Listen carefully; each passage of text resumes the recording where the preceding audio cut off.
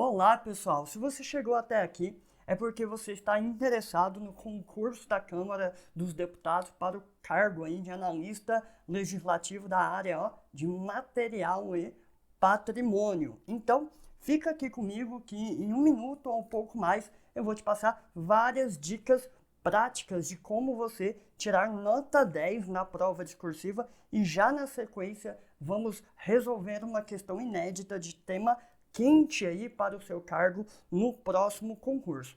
Eu sou o Diego Souza, sou um professor e também perito criminal e em diversos concursos de nível superior que eu fui aprovado, o que me puxou lá para cima, o que me fez ganhar várias posições foi justamente a prova discursiva. Então, vamos nessa!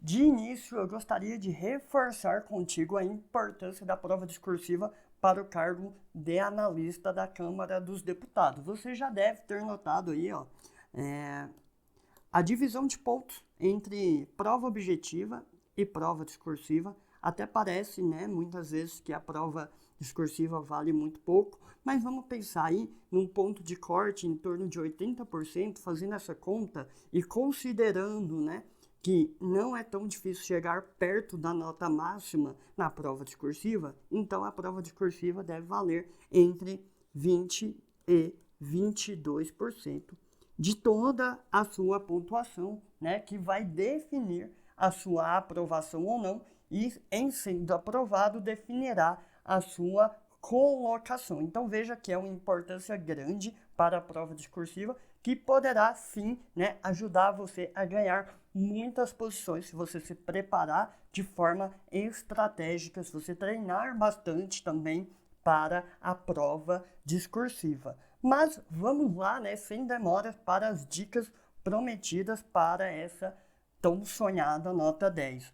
Bem, a primeira é bem óbvia: redigir sua resposta seguindo a norma culta da língua portuguesa. Então, esteja aí com as regras ortográficas de acentuação e pontuação bem afiadas, para o dia da prova. Segunda dica: realizar uma boa estruturação do texto, pegar cada ideia central em um parágrafo, tá? Cada ideia central, cada comando pedido no enunciado em um parágrafo, isso vai demonstrar uma boa estruturação. Não fugir do tema e dos comandos solicitados, óbvio, Então, se pede para você falar de A, você não vai abordar o assunto B, só porque você sabe mais do B. E também, dentro de A, ele vai pedir subtópicos ali, conceitos ou exemplos. Siga, atenda esses comandos na ordem que são pedidos. Isso vai te ajudar a ter uma nota maior. Articulação dos argumentos técnicos, trazer referências para o seu texto, exemplos, citações da literatura, da legislação, se for o caso, tá? E além disso, conectar, tentar dentro de um parágrafo conectar as ideias por meio de pronomes relativos, por meio de repetições e também por meio de articuladores do discurso. A gente trabalha em mais detalhes cada um desses aspectos, dessas estratégias dentro do preparatório para a discursiva. Mais uma, sem ou com poucos erros ortográficos, se relaciona com a primeira dica, Mais uma, respeitar a estrutura do texto, margens e parágrafo. Então, isso aqui entra dentro do visual do seu texto, Tem que estar bem formatado, usando todos os espaços da linha, fazendo a translineação, que é a separação silábica, respeitando as margens, indicando o início de cada parágrafo. Tudo isso te ajuda a ganhar uma pontuação mais elevada. E a última dica, não menos importante, é baixe o e-book aí, o e-book gratuito com dicas e estratégias para a prova discursiva. O link para vocês baixarem esse e-book está na descrição desse próprio vídeo. Baixem lá, traz várias dicas, exemplos e trechos também aí do nosso preparatório completo. Eu tenho certeza que só o e-book gratuito já vai ajudar bastante vocês. Pessoal, e mais uma dica de ouro aí, antes da gente ir para a nossa questão inédita aí, para a sua especialidade, é você entender que a correção, pessoal, ela é comparativa. O corretor vai ter em mãos a sua discursiva e um padrão de resposta da banca. Então, para aumentar a chance de você ter nota boa, né? Se for pedido para você ali, aborde os aspectos A, B, C, estruture o seu texto abordando A, B e C na mesma ordem que foi solicitado. Isso vai facilitar ali as coincidências entre o seu texto e o texto padrão da banca, aumentando a sua chance de nota. Uma outra dica, né, dentro do entendimento da correção comparativa é você usar e abusar das ditas, né, que nós chamamos de palavras-chave dentro daquele assunto. Diego, mas o que são essas palavras-chave? Como é que a gente vai trabalhar? Como é que eu vou lembrar delas, né? A gente trabalha melhor isso dentro do preparatório, mas aqui já, né, já vai uma boa noção, né? São palavras que são mais específicas, são mais utilizadas dentro de um determinado contexto. São palavras que fogem do nosso vocabulário do dia a dia, mas quando eu pego ali uma aula de um determinado assunto, essas palavras se repetem bastante. Então, lembrar dessas palavras-chave, ou da videoaula do professor, ou, né, de dentro de um PDF aí de teoria, vai ajudar bastante. Então, para ficar mais palpável, vamos pegar aqui um exemplo da sua área específica, do seu conteúdo específico, para a gente visualizar melhor o que seriam essas palavras-chave. Então, pessoal, vamos pegar aqui como exemplo uma típica aula em PDF para um conteúdo técnicas orçamentárias. Em uma típica aula, aí, a gente consegue localizar vários exemplos de palavras-chave aí desse assunto. Então, orçamento, despesas, controle, resultados, orçamento-programa, orçamento tradicional, orçamento por desempenho, base zero, custo-benefício, recursos e várias outras aí, exemplos para vocês, tá? Então, em uma prova, em uma resposta discursiva, sempre que for possível, eu lembrar desses termos dentro do PDF ou da videoaula do professor, eu preciso trazer essas palavras pouco comuns, esses termos pouco usados, porque eles evidenciam, eles ficam em evidência quando o corretor vai comparar, né, o seu padrão, a sua resposta com o padrão da banca, tá? Então, quanto mais coincidências houver por meio de palavras-chave, né, lembre-se,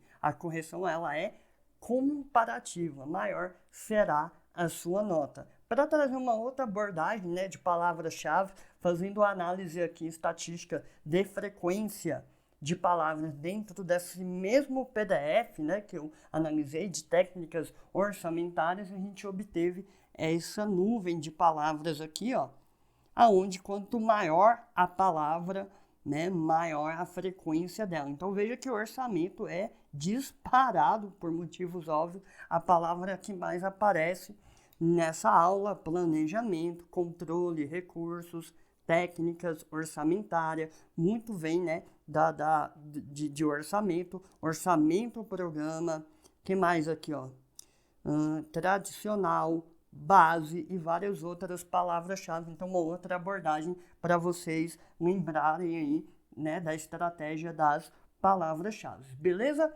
Pessoal, então agora chegou a hora tão esperada. Eu vou trazer aqui, vou chamar o professor Matheus, que vai trazer uma questão inédita aqui para o cargo de técnico em material e patrimônio, e vai resolver essa questão de um tema quente aí que pode aparecer na sua prova, beleza? Aproveite, então, é com você, Matheus.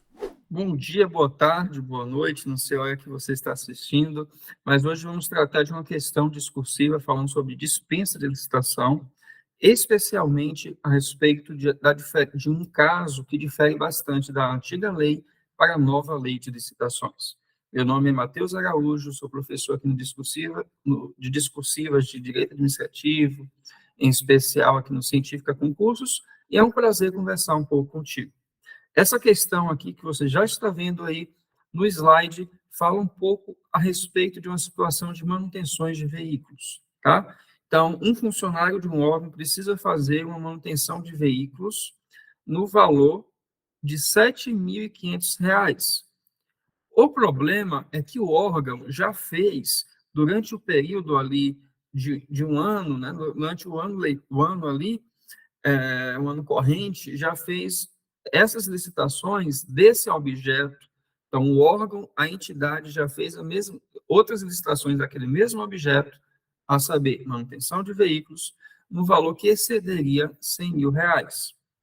Então, será que essa situação está enquadrada dentro o regulamento da nova lei de licitações, tá?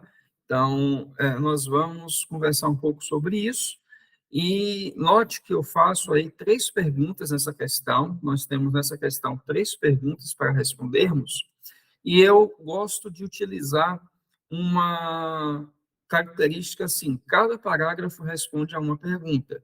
Então, neste caso específico, quando são perguntas, né, bem específicas de um tópico, perguntas diretas a respeito de um tópico, eu gosto de separar parágrafo por parágrafo para cada um deles responder a uma pergunta, tá bom? Então, vamos nessa.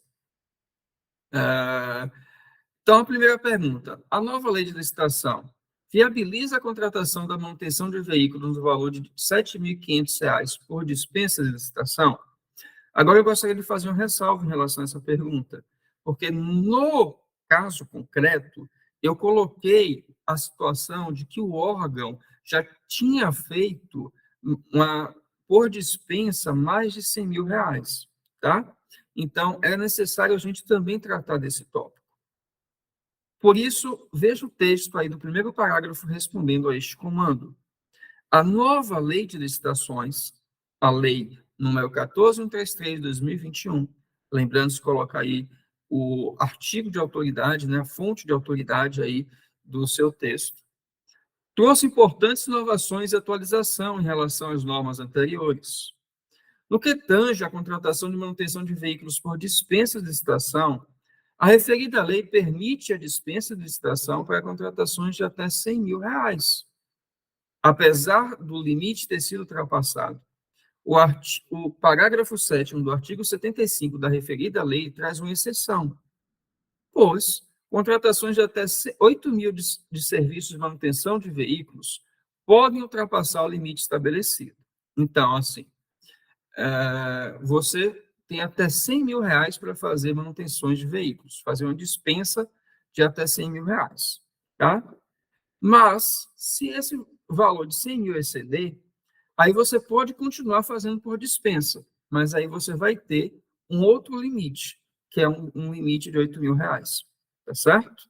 Então, assim, você já fez várias dispensas de licitações para manter os seus veículos, esse valor chegou a 100.000. Uma próxima licitação pode ser feita por dispensa? Ainda pode, desde que até R$ 8.000. Portanto, a manutenção de veículos no valor de R$ 7.500 está enquadrada nessa categoria e pode ser contratada sem a necessidade de licitação. Então, vamos agora ao segundo comando. Cite, ao menos, 3 casos que a lei autoriza a dispensa de licitação. Então, fazer aí uma coesão, né? Fazer uma coesão do primeiro para o segundo parágrafo. Além do mas aí você já responde a segunda questão.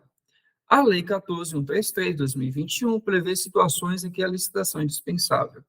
Isso inclui contratações abaixo de R$ 100.000 para obra e manutenção de veículos e valores inferiores a R$ 50.000 para outros serviços e compras. Também se aplica a licitações sem licitantes interessados ou com preços elevados realizados no último ano, buscando agilizar a gestão pública em contextos específicos. Tá bom? Então, tem vários outros casos lá, claro, a gente sabe muito bem disso, mas a questão ela pede 3 casos. Então, você citando os 3 casos, você atende ao comando da questão. Claro que é bom você ter outras noções ali de mais casos até, para uma possível questão na prova objetiva a respeito disso. Concorda comigo? Vamos então seguir aí, próximo comando, terceira parte da questão. Quando é utilizada a dispensa de licitação, a nova lei determina que o processo deverá ser instruído com a série de documentos. Então, vamos aí um pouquinho na parte burocrática. Cite ao menos 4 deles. Eu até entendo que essa parte aqui é um pouco exagerada, no sentido de ser muito burocrática essa questão, né? Então, algo até meio que decoreba demais, digamos assim. Infelizmente, algumas bancas gostam desse perfil. Temos algumas questões que são exageradas demais no sentido que eu falei, de você ter que decorar muito, coisas muito detalhistas, até de documentos, coisas do tipo, tá? Então, eu achei interessante colocar algo assim, porque existe uma tendência da banca, até de algumas bancas, também cobrarem, em algumas situações, também dessa forma, tá ok? Então, por fim, concluindo ali o seu texto, mantendo a coesão textual, mas, novamente, cada parágrafo respondendo a sua pergunta. Por fim, a nova lei de licitação, ao tratar da dispensa de licitação, estabelece a necessidade de instruir o processo com vários documentos para assegurar a integridade e transparência da contratação.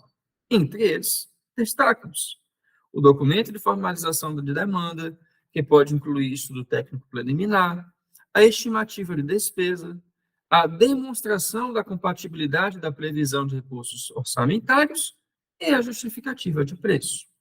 É válido a gente pensar no seguinte: temos aqui um documento formalizando a demanda. Claro que com a dispensa de licitação precisa haver um requerimento. Concordam comigo? Você precisa ter uma estimativa da despesa, né? Ou precisa, claro, justificar aquele preço e demonstrar os recursos orçamentários. Aliás, justificativa de preço, recursos orçamentários, formalização de demanda são coisas muito básicas, né? Então, essa questão não é tão difícil ali, talvez, como a princípio você possa pensar ao ler o comando da questão, tá bom?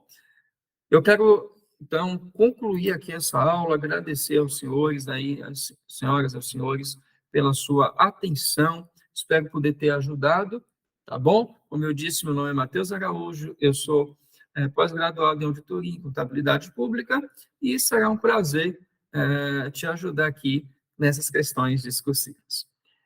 Bom dia, boa tarde, boa noite novamente, e, de toda forma, aí, bons estudos a todos. Até mais. Pessoal, então era isso. Espero que vocês tenham gostado da questão inédita que trouxemos hoje. Lembro também que no canal da Científica Concurso tem um vídeo aí com 5 estratégias mais detalhadas para a nota 10 na discursiva da Câmara dos Deputados. Então, não deixe de conferir também esse conteúdo gratuito, beleza? Não esqueça também de se inscrever, né, aqui no canal. Deixa o seu like, compartilhe aí com os colegas que também precisam, né, desse conteúdo aqui. E por último, né, deixo aqui também os meus contatos aí. Segue a gente pelo Insta, Telegram, aqui pelo YouTube, também aí na Científica, né, pelo Instagram. E a gente se vê em uma próxima oportunidade.